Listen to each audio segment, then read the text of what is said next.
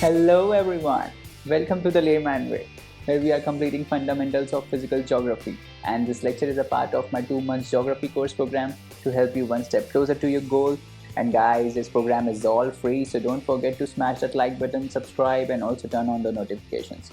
Alright, if you want to view our full course, you can always click on the I button in the top right corner and view our full playlist. And guys, if you are following this program, do not forget to leave a comment down below about your progress in the course, guys, so that we can motivate one another. And let's get started.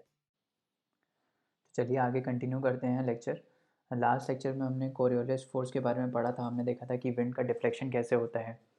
तो हमने उसमें ये देखा था कि wind जब equator से north की तरफ जाती है तो राइट में डिफ्लेक्ट करती है, और वही सेम चीज़ अगर नॉर्थ से साउथ की तरफ आएगी नॉर्दर्न हेमिस्फेयर में तो कैसे डिफ्लेक्ट करेगी, राइट की तरफ ही करेगी बट इधर करेगी, है ना। और ऐसे ही अगर हम इक्वेटर से साउथ की तरफ जाएंगे तो लेफ़्ट डिफ्लेक्ट करती है, और साउथ पोल से जब हम क्या बोलते हैं इक्वेटर की तरफ जाएंगे तो यहाँ पे भी लेफ़्ट डिफ्लेक्ट करेगी। तो यहाँ पे दोनों साइड राइट ही डिफ्लेक्ट कर रही है, यहाँ पे दोनों साइड लेफ़्ट ही डिफ्लेक्ट कर रही है, क्योंकि आप ऐसे खड़े होगे तो आपका राइट इधर होगा, और यहाँ पे अगर आप ऐसे खड़े होगे तो आपका राइट किधर होगा, आपका राइट इधर होगा, है ना। तो दोनों में नॉर्दर्न हेमिस्फेयर में राइट की तरफ रिफ्लेक्ट करती है और सदर्न हेमिस्फेयर में लेफ़्ट की तरफ रिफ्लेक्ट करती है। हमने ये पढ़ा था, ठीक है। अब थोड़ा थोड़ा और आगे पढ़ते हैं कि प्रेशर ग्रेडियंट फोर्स कैसे लगता है। तो मैंने आपको ऑलरेडी ये चीज़ बता दी थी कि जितना भी आइसोबार पास होता है, जितना आइसोबार पास होता है उतना हाई प्रेशर डिफरेंस होता है और उतना ही ज़्यादा प्रेशर ग्रेडियंट फोर्स लगता है। जितना पास होता है उतना हाई प्रेशर ग्रेडियंट फोर्स लगता है। समझ में आ रहा है इतना। और ये जो प्रेशर ग्रेडियंट फोर्स होगा ये कैसे लगेगा, ऑब्वियसली परपेंडिकुलर लगेगा, है ना।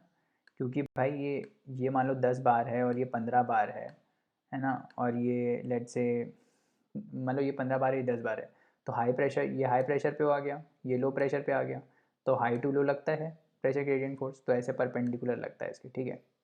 एक बात ये हो गई कि जो प्रेशर ग्रेडियंट फोर्स है हमारा वो क्या कैसे लगेगा, वो परपेंडिकुलर लगेगा टू आइसोबार्स, ठीक है। तो ये हमने एक चीज़ पढ़ी थी। फिर हमने ये भी देखा था कि जो एटमॉस्फेयर के प्रेशर में डिफरेंस है वो भी एक फ़ोर्स प्रोड्यूस करता है, ठीक है। हमने देखा था ना कि हाइट के साथ जब हम ऊपर जाते हैं तो एक और वर्टिकल प्रेशर ग्रेडियंट फोर्स होता है। वो वर्टिकल प्रेशर ग्रेडियंट फोर्स क्यों आता है, क्योंकि एटमॉस्फेयर के प्रेशर में डिफरेंस आता है ना। अच्छा, अब हम एक चीज़ मैंने आपको और बताई थी कि जब जो विंड है वो सरफेस पे ब्लो करती है, तो जो सरफेस है वो विंड को एक फ्रिक्शनल फोर्स इम्पार्ट करती है। तो जैसे कि भाई आप जैसे आप वो घिसका रहे थे, क्या बोलते हैं, जैसे आप वो टेबल घिसका रहे थे पिछले लेक्चर में, तो आपको दिख रहा था कि भाई टेबल जो है, ज़मीन जो है वो टेबल पे एक फ्रिक्शनल फोर्स लगाती है। तो कोई भी चीज़ जब किसी रफ सरफेस के कांटेक्ट में होती है और आप उसको मूव करने की कोशिश करोगे तो उसके ऊपर एक फ्रिक्शनल फोर्स लगता है, ठीक है। तो वैसे ही विंड के साथ भी लगेगा, विंड कोई अलग थोड़ी है, विंड पे भी लगेगा। तो विंड भी जब अर्थ की सरफेस पे ब्लो करती है, ठीक है, तो अर्थ की सरफेस उस पर एक फ्रिक्शनल फोर्स इम्पार्ट करती है, ठीक है। और ये फ्रिक्शनल फोर्स का जो इफेक्ट होता है ना, वो अर्थ की सरफेस से 1 से 3 किलोमीटर तक मतलब लगता है। मतलब ऐसा नहीं है कि सिर्फ सरफेस पे ही लग रहा है, सिर्फ ग्राउंड लेवल पे लग रहा है, नहीं। 1 से 3 किलोमीटर मैं हाइट में ऊपर जाऊँगा तब तक इस फ्रिक्शनल फोर्स का इफेक्ट लगता है। समझ में आ रहा है। तो ऐसे समझ लो आप कि ये सरफेस है, ठीक है। ये 1 से 3 किलोमीटर मान इतना बड़ा है, मान लो, ठीक है, इतना बड़ा है, 1 से 3 किलोमीटर इतना है। तो विंड जब आएगी, ठीक है, तो इतने रेंज में ये फ्रिक्शनल फोर्स जो है वो लगेगा, ठीक है। इतने रेंज में फ्रिक्शनल फोर्स लगेगा, ठीक है। तो एक बात ये हो गई कि भाई सरफेस पे जब विंड ब्लो करती है तो उस पर क्या लगता है, उस पर लगता है फ्रिक्शनल फोर्स, ठीक है। तो देखो सरफेस पे हम इसका वो फोर्स डायग्राम बनाते हैं। कैसे बनेगा सरफेस पे फोर्स डायग्राम, देखो। मान लो कि मैं क्या करता हूँ, मैं एक पर्टिकुलर डिस्टेंस ले लेता हूँ, तो मैंने वहाँ पे आइसो बार बना दिए ऐसे करके, ठीक है। मैंने आइसो बार बना दिए। अब आइसो बार के परपेंडिकुलर लगेगा हमारा क्या, प्रेशर ग्रेडियंट फोर्स। मान लो ये हाई प्रेशर है, ये लो प्रेशर है इधर, ठीक है। तो ये लग गया पी जी एफ, ये आ गया आपका पी जी एफ, ठीक है। फिर अब सरफेस, ये सरफेस है पूरी, ठीक है। तो इस पे लगेगा क्या, फ्रिक्शनल फोर्स। तो let's say frictional force just opposite लगता है विंड के वेलोसिटी के। मतलब लेट से कि विंड ऐसे ऐसे मूव कर रहा है, विंड इस डायरेक्शन में मूव कर रहा है, तो फ्रिक्शनल फोर्स लग गया ऐसे, ठीक है, कहीं तो लगाना है, तो ऐसे लग गया फ्रिक्शनल फोर्स लेट्स से।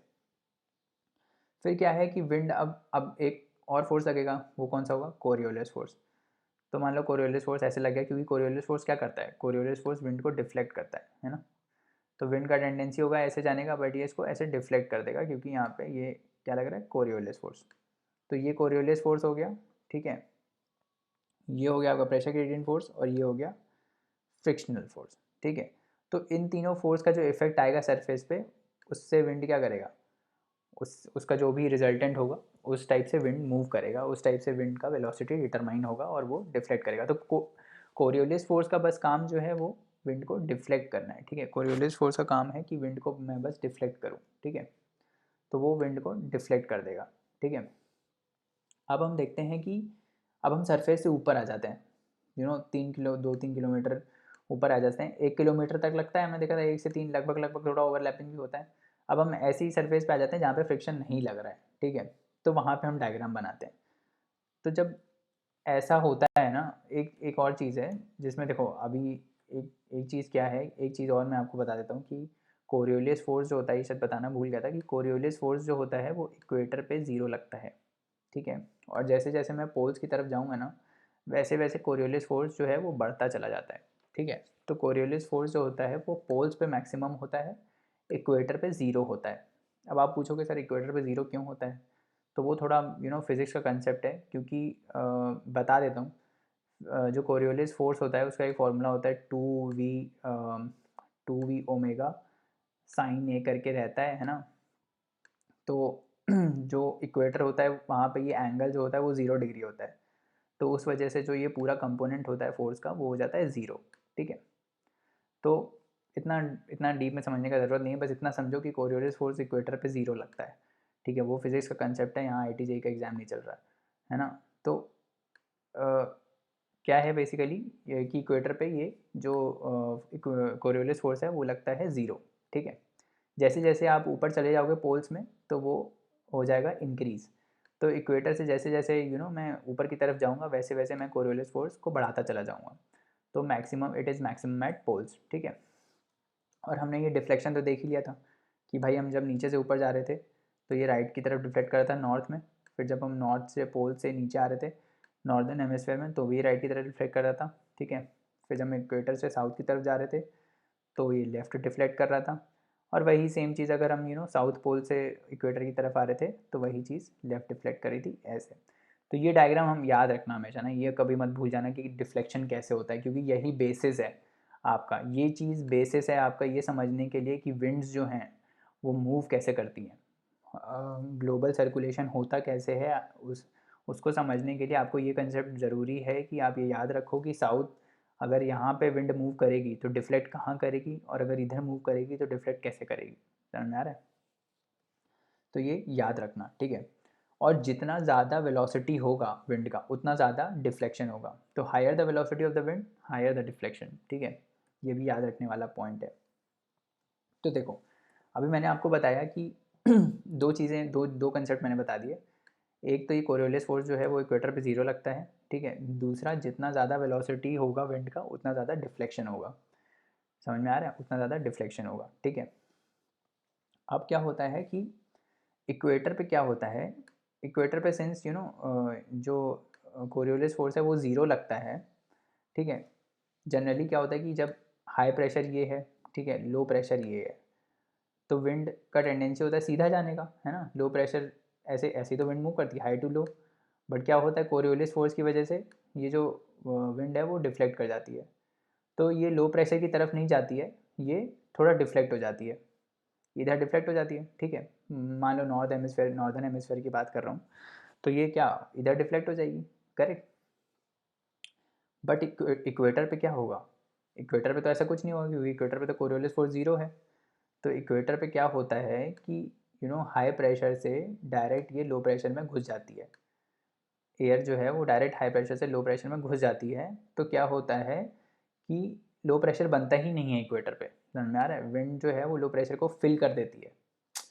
तभी अभी अगर हम अभी आगे साइक्लोन्स पढ़ेंगे तो हम देखेंगे कि साइक्लोन्स जो हैं वो इक्वेटर पे नहीं बनते, क्योंकि वहाँ पे लो प्रेशर क्रिएट ही नहीं होता, लो प्रेशर बनता ही नहीं है, एकदम 0 डिग्री पे लो प्रेशर नहीं बनता है, क्योंकि कोरियोलिस फोर्स होता है 0, तो इसीलिए विंड डिफ्लेक्ट नहीं कर पाती है, तो वो सीधा लो प्रेशर में जाके घुस जाती है और वो लो प्रेशर को फिल कर देती है। इंस्टेड ऑफ गेटिंग डिफ्लेक्टेड, वो जो है वो सीधा लो प्रेशर को फिल इन कर देती है। समझ में आ रहा है? तो इसी वजह से जो साइक्लोन्स इधर नहीं बनते हैं, इक्वेटर पे नहीं बनते हैं। ठीक है, समझ में आ रहा है? अब दूसरी चीज़ ये देखते हैं कि यही बता रहा है खैर वो कि due to deflection air blows around the low pressure area at the equator, Coriolis force is 0 and hence no deflection takes place, due to which wind fills up the low pressure area. ठीक है, वो low pressure area को fill कर देती है। अब एक दूसरा कंसेप्ट पढ़ते देते हैं हम, जिसको बोलते हैं जियोस्ट्रॉपिक विंड। जियोस्ट्रॉपिक विंड क्या होती है? कुछ नहीं होता। जियोस्ट्रॉपिक विंड ऐसी विंड होती है जो सिर्फ हॉरिजॉन्टल ब्लो करे। ठीक है, मतलब क्या होता है कि देखो, सरफेस पे क्या होता है, फिर से देखते हैं। सरफेस पे क्या होता है कि यहाँ फ्रिक्शन लग रहा होता है। ठीक है, तो फ्रिक्शन लगने की वजह से विंड जो है, ठीक है, फ्रिक्शन लगने से की वजह से विंड जो है वो हॉरिजॉन्टल नहीं आ पाती है। ठीक है, बस इतना ध्यान रखो कि फ्रिक्शन लगने की वजह से जो विंड है वो हॉरिजॉन्टल नहीं आ पाती है। ठीक है, तो विंड ऐसे मूव करती है वर्टिकली और डिफ्लेक्ट होकर मूव करती है। ठीक है, सरफेस पे क्या होता है, विंड जो होती है वो वर्टिकली मूव करती है और डिफ्लेक्ट होती है। ठीक है, जबकि थोड़ा जब हम ऊपर जाते हैं सरफेस के, मतलब 2-3 किलोमीटर ऊपर जाते हैं जहाँ पे फ्रिक्शन नहीं होता है, तो वहाँ पे क्या होता है कि जो विंड है वो विंड हॉरिजॉन्टल, जहाँ कोई भी ऐसा पॉइंट सरफेस के ऊपर जहाँ पे विंड हॉरिजॉन्टल मूव करती है, क्योंकि वहाँ फ्रिक्शन नहीं लग रहा होता है, और वो इसलिए हॉरिजॉन्टल मूव करती है क्योंकि जो कोरियोलिस फोर्स होता है it gets balanced by pressure gradient force. समझ में आ रहा है? जो प्रेशर ग्रेडियंट फोर्स होता है ये वाला, ठीक है, वो कोरियोलिस फोर्स को कर देता है बैलेंस, जिसकी वजह से क्या होता है, विंड जो होती है वो डिफ्लेक्ट नहीं कर पाती है ना। और सिंस यहाँ पे फ्रिक्शन नहीं लग रहा होता है, मतलब कुल मिला के ऐसे ऐसे इस टाइप का फ्रिक्शन नहीं लग रहा होता है, तो विंड जो है वो सीधी सीधी चली जाती है horizontal to isobars, parallel to isobars. समझ में आ रहा है? ये अपने आइसोबार हैं, फिर से समझो, ये आइसोबार हैं, प्रेशर ग्रेडियंट फोर्स हमारा ऐसे लग रहा है। ठीक है, अब विंड जो है, अब अगर विंड एक्चुअली में चलती तो विंड ऐसे डिफ्लेक्ट होकर चलती, इधर डिफ्लेक्ट हो जाती। ठीक है, क्योंकि कोरियोलिस फोर्स लगता है और इधर फ्रिक्शन लग रहा होता है। ठीक है, बट क्या हुआ है कि सिंस फ्रिक्शन नहीं है और Coriolis force is getting balanced by pressure gradient force, ठीक है, तो विंड जो है वो हॉरिजॉन्टल हो गई। इसको हम बोलते हैं जियोस्ट्रॉफिक विंड। जो भी wind you know horizontal blow करती है अर्थ के सरफेस के and it is parallel to the isobars, उसको हम बोलते हैं जियोस्ट्रॉफिक विंड। ये याद रखना, बस ऐसे याद ही रखना है इसको, उसमें कुछ और कोई यूज़ नहीं है। और ये ध्यान रखना कि ये हमेशा नहीं होता है, ऐसा नहीं है कि हमेशा सरफेस के ऊपर विंड जो है वो हॉरिजॉन्टल मूव करेगी और हमेशा जो है pressure gradient force Coriolis force को बैलेंस करेगा। बट जब भी ऐसा होगा, जब भी ये पीजीएफ जो है वो कोरियोलिस फोर्स को बैलेंस कर देगा, उसको हम बोल देंगे, तब क्या है, तब विंड जो है वो हॉरिजॉन्टल मूव करने लगेगी और उसको हम बोलेंगे जियोस्ट्रॉफिक विंड। तो any wind that moves horizontal is called geostrophic wind. ठीक है, तो ये कंसेप्ट है अपना। ठीक है, अब आगे बढ़ते हैं, उसमें देखेंगे कि अब देखते हैं कि अच्छा, विंड जो है हमने देखा था कि हाई प्रेशर में, ये हाई प्रेशर है हमारा। ठीक है, मान लो ये हाई प्रेशर है, तो हमने देखा था कि विंड हाई टू लो जाती है, तो हाई टू लो एक्चुअली सीधी जानी चाहिए थी, है ना, पर ये सीधी नहीं जाती, हमने देखा था ना, ये ऐसे जाती है, ऐसे करके जाती है, जो कि क्लॉकवाइज रोटेशन होता है। ये क्लॉकवाइज क्यों होता है? क्योंकि विंड डिफ्लेक्ट कर रही होती है ना, और अगर अगर डिफ्लेक्शन नहीं होता तो सीधी सीधी निकलती ना ऐसे, बट सीधी नहीं निकलती है। सीधी कहाँ निकलती है? ये तो ऐसे रोटेट डिफ्लेक्ट करती हुई निकलती है ना, ऐसे ही हमने पढ़ा था। और जब लो प्रेशर होता है, जब लो प्रेशर होता है तो वहाँ पे कैसे आ रही थी, वहाँ पे ऐसे आ रही थी ना, डिफ्लेक्ट होते होते आ रही थी, करेक्ट, ऐसे आ रही थी ना, ऐसे आ रही थी, ऐसे आ रही थी। तो ये एंटी क्लॉकवाइज डायरेक्शन है। तो अब देखो, अब ये हाई प्रेशर है, ये लो प्रेशर है, यहाँ से विंड आई, ऐसे डिफ्लेक्ट होते होते होते होते एक्चुअली ये सीधी घुसने वाली थी लो प्रेशर में, बट डिफ्लेक्ट हो गई और ये ऐसे हो गई। समझ में आ रहा है? ये ऐसे ही हम बनता है, जो पीछे डायग्राम दिखाया है वो ऐसे ही बना है कि क्या हुआ है, यहाँ हाई प्रेशर है अपना, ठीक है, और इधर मान लो लो प्रेशर है, तो विंड एक्चुअली में ऐसे जानी चाहिए थी, ऐसे ऐसे विंड जानी चाहिए थी सीधे, ऐसे सीधे जानी चाहिए थी, बट ये सीधे नहीं गई, ये एक्चुअली ऐसे डिफ्लेक्ट होके चली गई। तो अगर मैं इंडिविजुअल डायग्राम बनाऊँ तो ऐसे दिखेगा कि ये ऐसे गई, और यहाँ पे अगर मैं डायग्राम बनाऊँ तो ऐसे दिखेगा कि ऐसे गई, ठीक है। तो ये हो गया लो प्रेशर, ये हो गया हाई प्रेशर। जब जब ऐसा होता है कि विंड जो है वो लो प्रेशर के अराउंड सर्कुलेट करती है, उसको हम बोल देते हैं साइक्लोनिक सर्कुलेशन। जब हम साइक्लोन्स पढ़ेंगे तो उसमें देखेंगे कि जो साइक्लोन्स होते हैं वो लो प्रेशर के अराउंड बनते हैं। तो ये देख रहे हो विंड ऐसे है, इस टाइप से, ये लो प्रेशर के काफ़ी जगह से आ रही होगी ना विंड, तो ये लो प्रेशर के अराउंड सर्कुलेट करती रहती है इस टाइप से। तो ये जो सर्कुलेशन बन जाता है ना, इसको हम बोलते हैं साइक्लोनिक सर्कुलेशन, ठीक है। और अगर यही सेम दो दो जगह ऐसा सर्कुलेशन हो रहा था ना, एक तो हाई प्रेशर पे हो रहा था, हाई प्रेशर में भी तो हो रहा है ऐसे, ऐसे हो रहा है, ऑल्दो इसमें जो सर्कुलेशन है वो ऐसे हो रहा है, इसको हम बोलते हैं एंटी साइक्लोन। साइक्लोन क्या होता है, अगर लो प्रेशर पे हो रहा हो, ठीक है, जो लो प्रेशर पे होता है उसको हम क्या बोलते हैं, उसको हम बोलते हैं साइक्लोन्स, साइक्लोनिक सर्कुलेशन, इसको हम बोलते हैं साइक्लोनिक सर्कुलेशन, और इसको हम बोलते हैं एंटी साइक्लोनिक सर्कुलेशन। समझ में आ रहा है? हाई प्रेशर के अराउंड एंटी साइक्लोन्स और लो प्रेशर के अराउंड साइक्लोन, ये ध्यान रखना, भूलना मत, ठीक है। तो ये देखो, ऐसा हाई प्रेशर है, ठीक है, हाई प्रेशर के अराउंड हाई टू लो जाएगी, बाहर जाएगी, और कैसे रोटेट करेगी, ये क्लॉकवाइज रोटेट करेगी, ठीक है। तो दो चीज़ें याद रखने वाली हैं कि जो साइक्लोन्स होते हैं और जो एंटी साइक्लोन्स होते हैं, तो हाई प्रेशर के अराउंड क्या बनते हैं, हाई प्रेशर के अराउंड बनते हैं एंटी साइक्लोन्स, हाई प्रेशर के अंदर बनते हैं एंटी साइक्लोन्स, ये टेबल याद कर लेना, ठीक है। और ये रोटेट कैसे करते हैं, नॉर्दर्न हेमिस्फेयर में कैसे रोटेट करेंगे, क्लॉकवाइज, और सदर्न हेमिस्फेयर में जस्ट इसका उल्टा एंटी क्लॉकवाइज। तो आप बस एक का याद रखो, एक का याद रखो, उसका उल्टा कर लेना तो दूसरे का आ जाएगा। तो आप बस नॉर्दर्न हेमिस्फेयर का याद रखो, क्योंकि कन्फ्यूज़ हो जाओगे ऐसे दोनों का याद रखोगे तो। सिर्फ नॉर्दर्न हेमिस्फेयर का याद रखो। तो नॉर्दर्न हेमिस्फेयर में जो साइक्लोन होता है वो लो प्रेशर के अराउंड बनता है, ठीक है, और रोटेशन कैसा होता है, एंटी क्लॉकवाइज होता है, ठीक है। एंटी साइक्लोन्स में जो प्रेशर होता है वो हाई होता है, ठीक है, और जो सर्कुलेशन होता है वो कैसा होता है, क्लॉकवाइज होता है। अब अगर ये नहीं रट पा रहे हो और अगर नहीं पता चल रहा है क्या होता है, तो एकदम बेसिक पे चले जाओ। बेसिक में मैंने क्या बताया था आपको कि नॉर्दर्न हेमिस्फेयर में जब विंड मूव करती है, लो मतलब लो प्रेशर से ऊपर मूव करती है, तो वो कहाँ डिफ्लेक्ट करती है, वो राइट की तरफ डिफ्लेक्ट करती है ना, यही तो पढ़ा था हमने। हाई टू लो जब मूव करती है, जब हाई टू लो मूव करती है, तो अगर यहाँ से ऊपर जा रही है तो राइट की तरफ डिफ्लेक्ट करेगी, और वहाँ से आ रही है तो भी राइट की तरफ डिफ्लेक्ट करती है ना। तो नॉर्दर्न हेमिस्फेयर में वो डिफ्लेक्ट कहाँ कर रही थी, वो राइट की तरफ डिफ्लेक्ट कर रही थी, है ना। तो अब आप क्या करो कि आपको ये तो मालूम है कि हाई प्रेशर से लो प्रेशर जाती है एयर, है ना। तो आप देख लो ऐसे कि भाई हाई हाई टू लो अगर जाएगी, अगर मेरा हाई टू लो जा रहा है तो हाई से मैं अगर स्टार्ट करूँगा तो कहाँ डिफ्लेक्ट करेगी, राइट की तरफ। फिर एक और लाइन बना देना, फिर आप देखना फिर यहाँ राइट की तरफ डिफ्लेक्ट करेगी, तो आपको खुद ही ये डायग्राम बन जाएगा, समझ रहे हो, खुद ही ऐसे बना लोगे आप देखोगे अरे ये तो बन गया, खुद से बन गया ये तो ये सब जो है ना वो बेसिक कंसेप्ट से लिंक्ड है। अगर रट नहीं पा रहे हो और अगर क्रैम नहीं कर पा रहे हो तो इस टाइप से बनाओ कि भाई बेसिक कंसेप्ट पे देखो कि भाई नॉर्दर्न हेमिस्फेयर में जब हम नीचे से ऊपर जाते हैं, जब हम इक्वेटर टू ऊपर जाते हैं, तो नॉर्दर्न हेमिस्फेयर में जो विंड का डिफ्लेक्शन होता है वो हमेशा राइट की तरफ होता है, ठीक है। तो फिर आप हाई हाई प्रेशर बनाओगे, अब बनाना हाई टू लो बनाओ, ठीक है, और फिर देखो कि कोरियोलिस फोर्स से कहाँ डिफ्लेक्ट होगा, कोरियोलिस फोर्स से होगा डिफ्लेक्ट कहाँ, वो राइट की तरफ। ऐसे बनाते चले जाओ, हर एक सीधी लाइन के लिए डिफ्लेक्शन करते चले जाओ इसका, तो आपको दिख जाएगा कि ये जो हाई प्रेशर के अराउंड है वो इस टाइप का बन रहा है, और ये है क्लॉकवाइज रोटेशन, और ये कहाँ है, नॉर्दर्न हेमिस्फेयर में। और जब ऐसा होता है, जब हाई प्रेशर के अराउंड सर्कुलेशन होता है, उसको हम क्या बोलते हैं, एंटी साइक्लोन। फिर आप लो प्रेशर में बना देना, अब जब इसका उल्टा करोगे ना, इस केस का जब उल्टा कर दोगे तो वो साइक्लोन बन जाएगा नॉर्दर्न हेमिस्फेयर में। तो हाई का है, हाई की जगह लो कर दो, क्लॉकवाइज था उसकी जगह एंटी क्लॉकवाइज कर दो, ठीक है, तो सेम चीज़ हो गई साइक्लोन, ठीक है।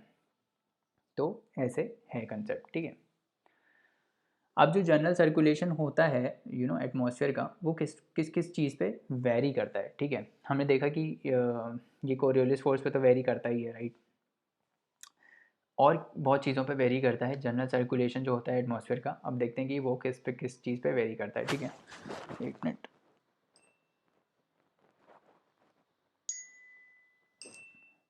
तो ये किस पे वेरी करता है, latitudinal variation of atmosphere, emergence of pressure belts, ठीक है, migration of belts, distribution of continents and oceans, rotation of earth, ठीक है। देखो क्या बोला, कुछ नहीं बोला, इतना ज़बरदस्ती का टफ बना देते हैं इसको। रोटेशन ऑफ अर्थ से क्या आता है, कोरियोलिस फोर्स आता है, ठीक है। और ग्लोबल जनरल सर्कुलेशन क्या होता है, सर्कुलेशन से क्या मतलब है, सर्कुलेशन मतलब विंड कैसे मूव कर रही है, विंड जो है ना वो विंड सर्कुलेट कैसे कर रही है एटमॉस्फेयर में, उसको हम बोलते हैं जनरल सर्कुलेशन ऑफ एटमॉस्फेयर, ठीक है, सिंपल, ठीक है। जनरल सर्कुलेशन ऑफ एटमॉस्फेयर क्या होता है कि विंड कैसे मूव कर रही है एटमॉस्फेयर में, उसको हम बोलते हैं। अब हम देख रहे थे कि भाई हाई टू लो जाती है विंड, डिफ्लेक्ट करती है ना। और ये डिफ्लेक्शन क्यों होता है, क्योंकि कोरियोलिस फोर्स की वजह से होता है। कोरियोलिस फोर्स क्यों आता है, due to rotation of earth, ठीक है। तो एक ये पॉइंट हो गया कि भाई हाँ ठीक है, रोटेशन ऑफ अर्थ से होता है, ठीक है। दूसरा क्या बोला है, latitudinal variation of atmospheric heating. Obviously हमारा लो प्रेशर जो है, लो प्रेशर कैसे क्रिएट होता है कि भाई यहाँ पे विंड जो है वो हीटेड अप हो जाती है, वो ऊपर जाती है और लो प्रेशर बन जाता है, करेक्ट। तो जहाँ पे भी हीट का डिफरेंस आ रहा है वो भी हो जाएगा। अब हमने देखा लैटिट्यूड्स के हिसाब से, जैसे ही आप इक्वेटर से पोल्स की तरफ मूव करते हो, ठीक है, तो वैसे ही हीटिंग चेंज होता है, क्योंकि सन का रेज ऑब्लिक पड़ने लगता है इधर, है ना। और ऑब्लिक पड़ने की वजह से क्या होता है, यहाँ हीटिंग कम होती है। तो ऑब्वियसली लैटिट्यूडनल वेरिएशंस की वजह से भी होगा डिफरेंस, चेंज होगा सर्कुलेशन। फिर दूसरा है emergence of pressure belts. Same चीज़ बोल रहा है, एमर्जेंस ऑफ प्रेशर बेल्ट्स भी यही है कि भाई लो प्रेशर है, हमको पता है लो प्रेशर बेल्ट होती है और एक हाई प्रेशर बेल्ट होती है, ठीक है। अब मेरे को पता है कि हाई टू लो जाती है एयर, तो अगर ये प्रेशर बेल्ट्स को मैं चेंज करूँगा, है ना, मान लो जैसे कि मैंने बोला था ना कि वो जो प्रेशर बेल्ट्स हैं इक्वेटर पे लो, फिर हाई, फिर लो, फिर हाई, ये कांस्टेंट नहीं है, ये चेंज होती रहती हैं। और ये चेंज होती हैं किसके, सन के मूवमेंट से। सन नॉर्थ में जाएगा तो ये नॉर्थ शिफ्ट होंगी, साउथ जाएगा तो साउथ शिफ्ट हो जाएंगी, ठीक है। तो उसी वजह से ये जो प्रेशर बेल्ट्स हैं वो चेंज होती हैं due to apparent path of the sun, ठीक है। तो एक ये चीज़ हो गई। दूसरा है distribution of continents and oceans. क्यों है ये distribution of continents and oceans, क्योंकि हमको पता है कि भाई जो लैंड है, सुनो, जो लैंड है वो हीट भी ज़्यादा जल्दी होती है और वो कूल भी ज़्यादा जल्दी होती है, और एज़ कम्पेयर टू ओशियंस। मान लो ये ओशियन है और ये लैंड है, तो अगर समर्स होंगी तो लैंड ज़्यादा हीटअप हो जाएगी, और लैंड अगर बहुत हीटअप हो गई तो इसके ऊपर जो एयर होगी वो क्या हो जाएगी, वो हीटेड अप हो जाएगी, और एयर हीट होकर ऊपर राइज करेगी, तो यहाँ पे क्या बन जाएगा, लो प्रेशर, लो प्रेशर बन जाएगा ना। और ओशियंस पे कंपैरेटिवली क्या होगा, ठंडा रहेगा, तो कम ओशियंस पे क्या होगा, हाई प्रेशर। और विंड्स कैसे ब्लो करती हैं, हाई टू लो ब्लो करती हैं, है ना। तो winds ocean to continents move करेंगी। In fact this is the very reason why monsoons come. Monsoon क्यों आते हैं, मानसून क्या होता है कि भाई मॉइस्ट विंड ओशियन से आती है, मॉइस्ट विंड ओशियन से आती है और बारिश करती है कॉन्टिनेंट पे, यही तो मानसून होता है ना। मानसून क्या होता है भाई, इंडिया का जो कोस्ट है, ये इधर जो कोस्ट है इंडिया का, सॉरी गल थोड़ा बेकार बना है, ये यहाँ पे अरेबियन सी है हमारा, है ना, ये हमारा लैंड है। तो मानसून क्यों आता है, मानसून एक रीज़न आने का यही है कि भाई समर्स में क्या होता है, समर्स जब आती हैं, समर्स के बाद ही मानसून आता है ना। समर्स में जब क्या होता है, लैंड इतना हीटेड अप हो जाता है कि यहाँ पे लो प्रेशर क्रिएट हो जाता है, ठीक है, एज़ कम्पेयर टू ओशियंस जो हीटअप नहीं हो पाते इतना जल्दी। ओशियन होते हैं हाई प्रेशर पे, तो ओशियन के ऊपर जो एयर होती है वो मॉइस्ट होती है, क्योंकि सारा पानी इवेपोरेट होके एयर में चला जाता है। और वही जब विंड जो है वो हाई टू लो प्रेशर आती है, तो वही तो बारिश लेके आती है। बारिश इसीलिए तो पड़ती है क्योंकि जो विंड्स हैं वो हाई टू लो मूव करती हैं। तो ऑब्वियसली डिस्ट्रीब्यूशन ऑफ कॉन्टिनेंट्स तो हुआ ही, डिस्ट्रीब्यूशन जहाँ कॉन्टिनेंट ज़्यादा होंगे वहाँ प्रेशर डिफरेंस ज़्यादा होगा और ज़्यादा तेज़ी से हवाएं मूव करेंगी, है ना। तो उसी से ही वो होता है, ठीक है। तो चलिए दोस्तों, आज के लिए इतना रहने देते हैं, बाकी कंसेप्ट्स नेक्स्ट लेक्चर में पढ़ेंगे। और जाने से पहले लाइक शेयर सब्सक्राइब करना ना भूलें, चैनल को रिकमेंड करें अपने दोस्तों को, और आप हमको अपने डाउट्स और क्वेरीज़ जो हैं वो queries@thelaymanway.com पे भेज सकते हैं, जहाँ पे हम आपका रिप्लाई इंस्टेंटली करेंगे। तो चलिए नेक्स्ट लेक्चर में मिलते हैं, तब तक पढ़ते रहिए, हार्ड वर्क करते रहिए। Thank you so much, bye bye and take care.